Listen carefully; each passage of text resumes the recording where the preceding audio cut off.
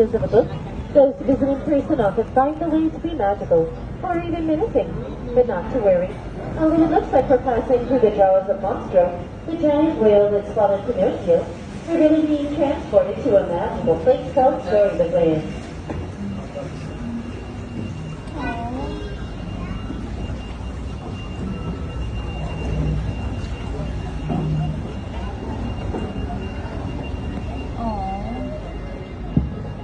Of course, our story begins with Once Upon a Time, and in this case, a big bad wolf who lives in the cave on our left. He's always after the three little pigs. They live across the way in their three little houses of straw, sticks, and wolf-proof fruit. Then our story takes a strange turn, for just around the corner is a quaint English village that's home to Alice. One golden afternoon, she followed a white rabbit down the rabbit hole into Wonderland, where everything became curiouser and curiouser. Storybook Land is full of fantastic places, like London Park on our right, over which Wendy, John, and Michael Darling first flew with Peter Pan and Tinkerbell on their way to Neverland, where you never ever have to grow up. And places like Agrabah, city of mystery and enchantment, where a street named Aladdin took in the Princess Jasmine in the marketplace and stole her heart. With the power of love and the help of a genie, they now live happily married in the Sultan's palace atop the hill.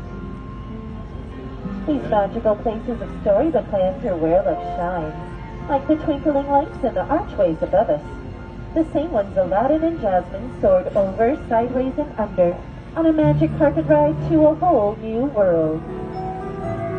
While all good stories are full of love and light, they have their dark places too, like the Cave of Wonders just ahead. Its treasure bears a curse that can only be lifted by the genie of the lamp. Legend has it whoever frees the genie will be granted 3 wishes. What would you wish for?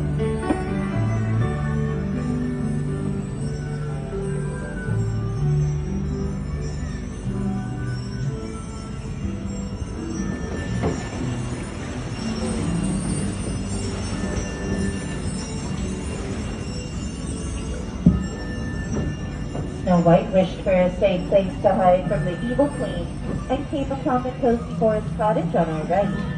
It's the home of the 7 dwarves, who offered her shelter in return for her kindness. And turning the page to our left, we'll find the stately chateau where Cinderella wished to go to the ball. With a bibbidi-bobbidi-boo, her fairy godmother granted that wish, but at the stroke of midnight, her coach turned back into a pumpkin, and it's still up there on that bridge. While magic has its limits, thankfully love does not, and Cinderella now lives with her Prince Charming in the castle high above.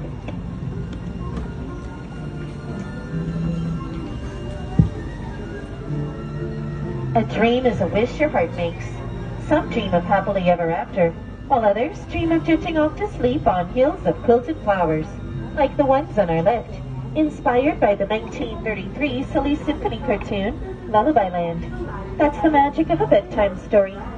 Magic is everywhere in Storybook Land, even in the plants and trees, which are kept small through the enchantment of Tinkerbell.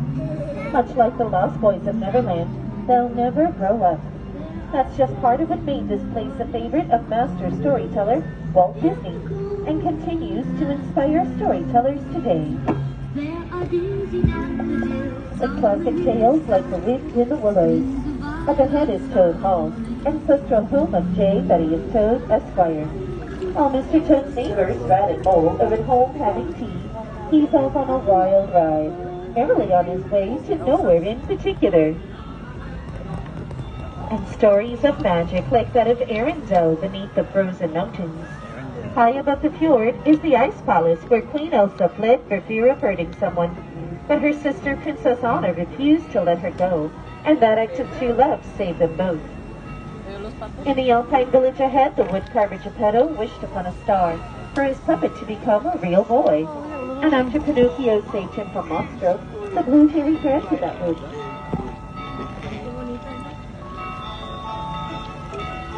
Oh, I almost forgot Wandering Oaken's trading post in Fauna. Wishes are a part of so many fairy tales, like the one that inspired a Little Mermaid named Ariel to follow Prince Eric to the castle on our right.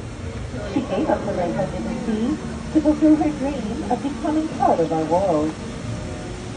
Ariel had to leave behind her underwater home of Atlantica on our left, ruled by her father, King Triton, who was against it at first. But in the end, like in all good stories, he saw to it his daughter received her happily ever after.